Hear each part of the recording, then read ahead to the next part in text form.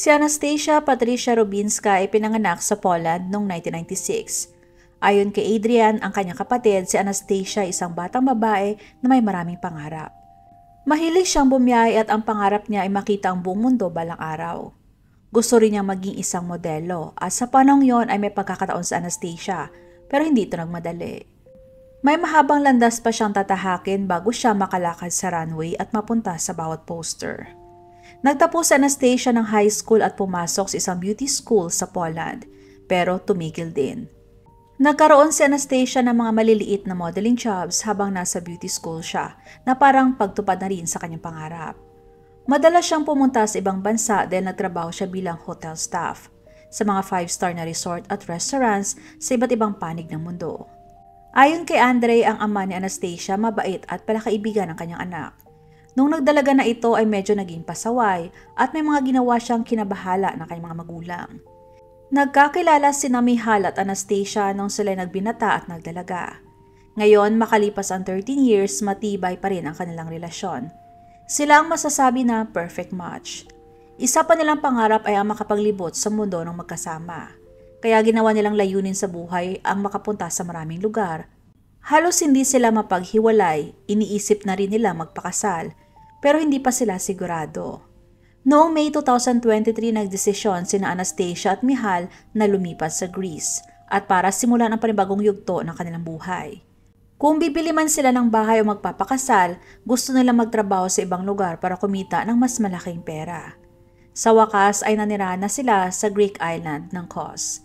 Nagsimula sila magtrabaho sa isang 5-star hotel sa Marmaris, Greece, na kilalang lugar para sa mga turista. Si Anastasia ay nagtrabaho sa diner ng hotel. Isang buwan pa lamang siya nagtatrabaho doon bago nangyari ang malagim na pangyayari. Noong gabi ng June 12, 2023, nasa hotel sa Anastasia tulad ng nakagawian niya araw-araw. Isinuot niya ang kanyang uniforme at pumasok sa trabaho sa kusina ng hotel para sa kanyang shift. Habang nagtatrabaho ay napaso ang kanyang kamay. Masakit man pero tinapos pa rin niya ang kanyang trabaho. Hindi siya kumain buong araw at pinilit pa siyang pakainin ni Michal pero ayaw niya. Gusto na lamang niya uminom para tapusin ang gabi.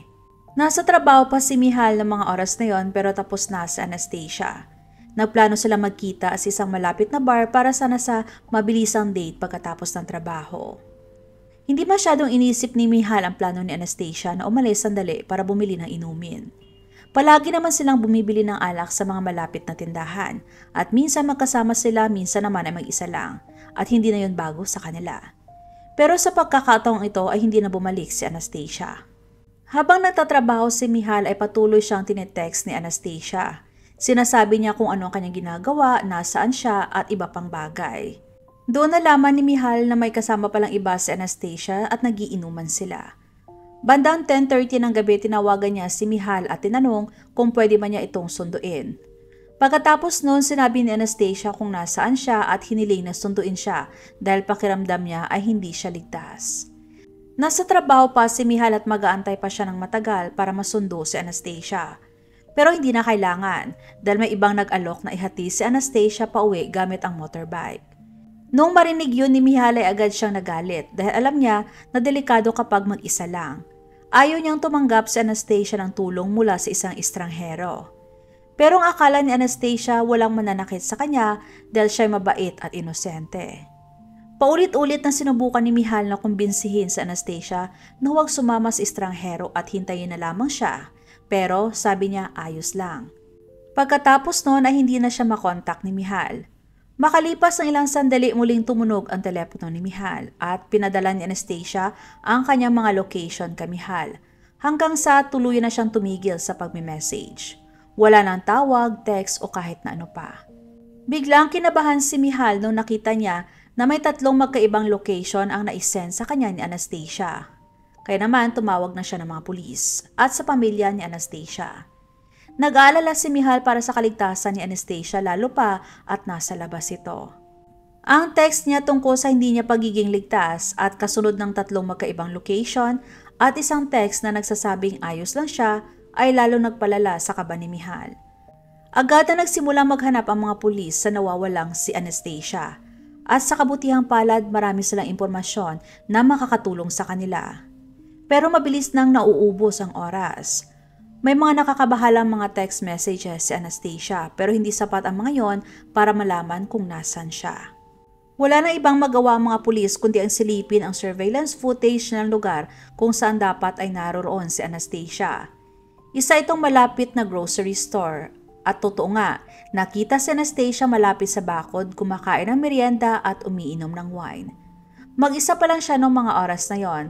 Pero nang mas maigi nilang tinignan ang video, nakita nilang may kasama na si Anastasia, hindi lang isa, hindi dalawa at hindi rin tatlong mga kalalakihan, kundi marami.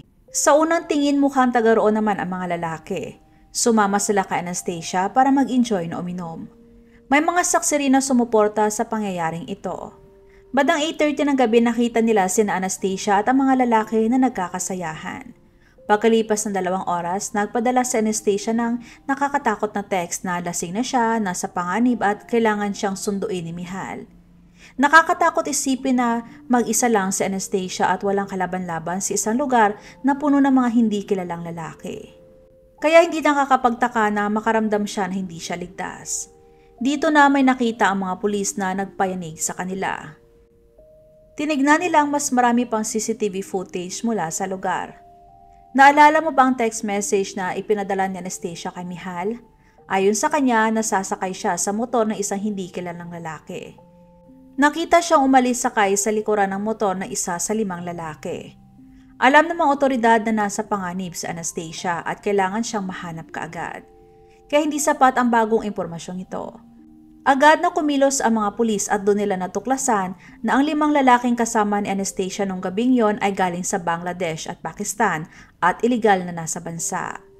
Ang may-ari ng tindahan ang nakakilala sa lalaking nag-alok na ihati si Anastasia. Matapos magtanong sa ibang tao at mga saksi sa lugar, nalaman nila na ang pangalan ng lalaking yon ay si Salahuddin. Batay sa sinabi na may-ari ng tindahan sa mga pulis, matagal nang naninirahan si Salahuddin sa Cos. Dati siya nagtatrabaho sa construction pero kamakailan lang ay nawalan nito ng trabaho. Lalo pa lumala ang lahat nung nalaman ng mga investigador na may matagal na siyang kaso ng mga krimen. Kahit hindi natin alam ang buong nangyari, masasabi natin hindi si Salahuddin ang taong mapagkakatiwalaan. Kaya bakit lumapit si Salahuddin kay Anastasia? May kinalaman bang ibang lalaki kung saan napunta si Anastasia?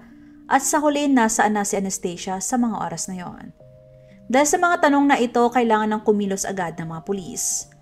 Ang 5 lalaki kasama na doon si Salahuddin ay agad na naging target ng mga pulis dahil sila ang huling nakitang kasama ni Anastasia. Sa loob lamang ng ilang oras ay dinala na sa himpilan ng pulis ang 5 lalaki para tanungin. Malakas ang hinala ng mga pulis na may kinalaman sila sa pagkawala ni Anastasia. Nang makita sila ng mga pulis sa personal, lalo sila nag-alala. Una ay tinanong ng mga pulis ang mga lalaki kung kasama ba nila si Anastasia noong gabi ng June 12. Sa ikinagulat ng lahat ayon sa mga lalaki na kinausap nila si Anastasia. Ayon sa kanila, nakita nila ito sa bar na lasing at wala sa sarili. Tinulungan daw nila si Anastasia na makauwi ng ligtas dahil mababait daw sila. Ginawa lang daw nila ang tama at saka umalis, pero hindi kumbinsido ang mga pulis. Dahil una sa lahat, hindi naman ipapareport ng boyfriend ni Anastasia ang pagkawala nito kung nasa bahay lang siya. Dahil naging malinaw na nawawala pa rin ang dalaga. Dahil maraming sugat at gasgas sa mukha at katawan ni Salahuddin, kaya naman lalo nagduda sa kanya ang mga pulis. Isa pang lalaki ang may mga sugat din. Isa lang ibig sabihin nito, may nangyaring away. Paulit-ulit na sinabi ng mga lalaki na aksidente lang daw ang mga sugat at ilang araw nang nakakalipas. Pero hindi nila maipaliwanag kung paano nangyari. Pero hindi nila maloloko ang mga pulis. 6 na lalaki ang huling nakakita sa babae at yung 5 sa kanila ang huling kasama ni Anastasia. Sumakay pa siya sa motor ng isa sa kanila. Ngayon, may mga sugat pa sila na parang galing sa away. Parang malinaw na ang nangyari. Ngunit hindi pwedeng basta na lamang silang arestuhin ng mga pulis dahil lang sa hinala at kailangan pa nila lang matibay na ebidensya. Pero bago papakawalan ang mga lalaki ay kumuha muna ng DNA sample ang mga pulis dahil pinaghihinalaan pa rin silang may kinalaman sa pagkawala ni Anastasia. Sa parehong oras ay labis namang nag-aalala ang pamilya at mga kaibigan ni Anastasia. Kakasimula pa lang ng bagong buhay niya sa Greece pero nawala na siya agad. Patuloy pa rin hinahanap si Anastasia ng mga investigador sa lupa man o sa himpapawid. Gumamit pa sila ng mga aso para tumulong sa paghahanap. Pero pagkatapos ng ilang araw, hindi pa rin makita si Anastasia. Nahanap ng mga pulis ang cellphone niya at ayon sa cell tower at location, bukas pa ang kanyang cellphone noong 11:30 ng gabi. Gabi ring iyon na lumabas siya para uminom. Pagkatapos noon ay tumigil na sa pagtanggap ng signal ang cell tower. Ang huling lugar na alam ng kahit sino kung nasaan siya ay may layong 5 kilometers lamang mula sa tirahan ni Anastasia at ng kanyang nobyo. Determinado pa rin ang mga pulis na hanapin siya kahit na ano paman. Kahit na hindi pa siya natatagpuan, may nadiskubre ang mga pulis na mas lalo pang ikinabahala ng lahat para sa kanyang kaligtasan.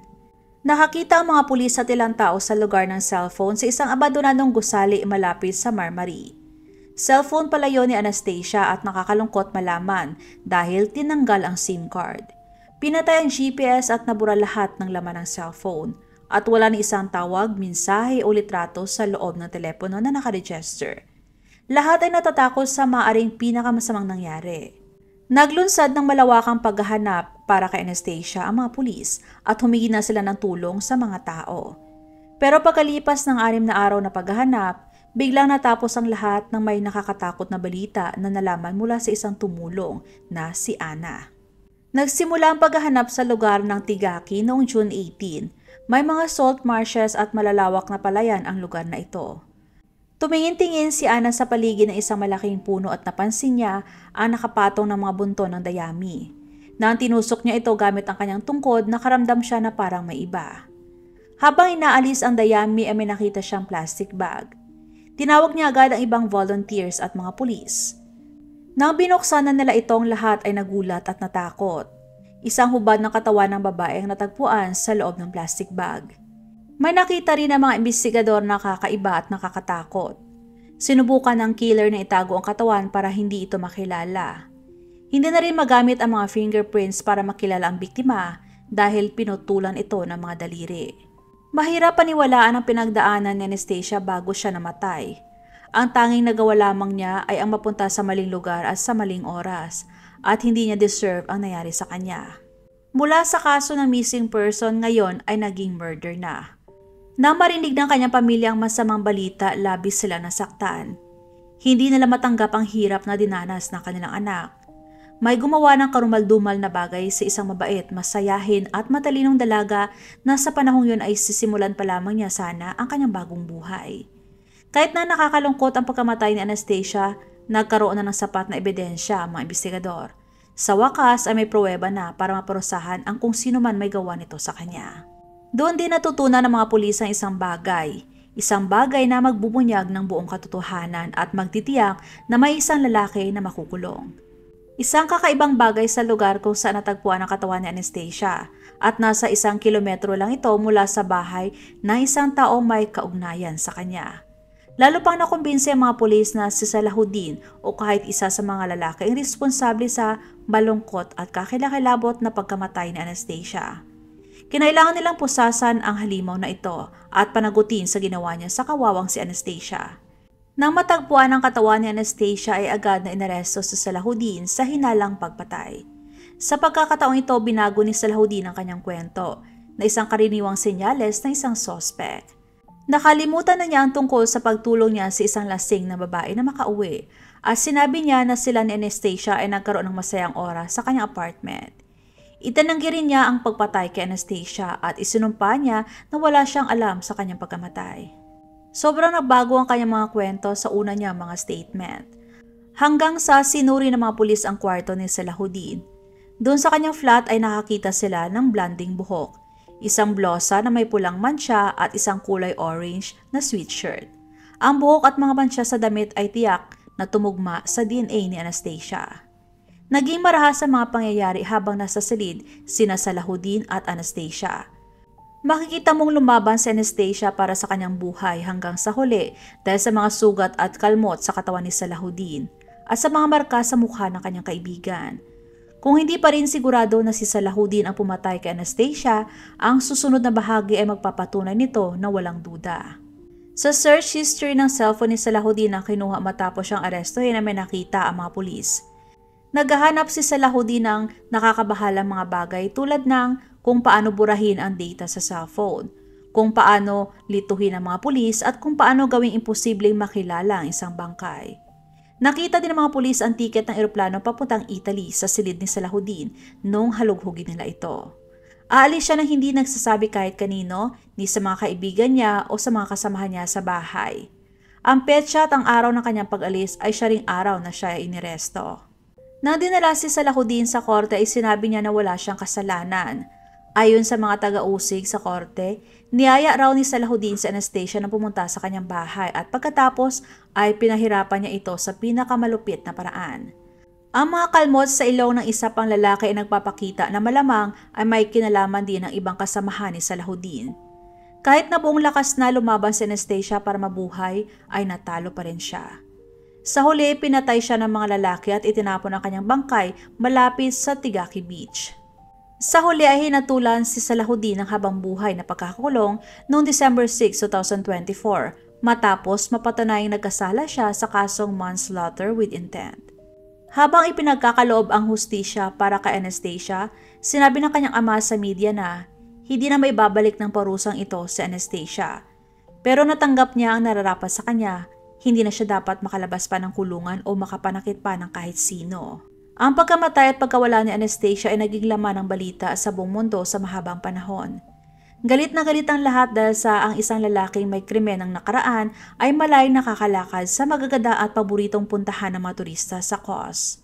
Dahil dito, natatakot ng maraming babae sa buong mundo para sa kanilang kaligtasan. Sa alam natin ngayon si Salahuddin lamang ang napatunay nagkasala sa pagpatay kay Anastasia dahil kakaunti lang impormasyon tungkol sa kasong ito. Mahirap sabihin kung may iba pang lalaking napatunayang kasangkot sa krimen o kung may naipakitang ebidensya na tumulong sila sa pagpatay. Ang hatol kay Salahuddin ay parehong malungkot at masaya para sa pamilya ni Anastasia. Hindi inakala ni Adrian na malalaman niyang wala ng kanyang kapatid. Namatay siya ng walang dahilan at wala man lang siyang inagrabyado o ginawang masama sa ibang tao. Ang tanging gusto lamang niya ay uminom matapos ng isang napakabigat na araw sa trabaho. Sana ay unti-unti nang nakakabangon ang pamilya ni Anastasia. Namatay si Anastasia sa edad na 27. Sa panahong marami pa sana siyang mararanasan at makakamit sa buhay.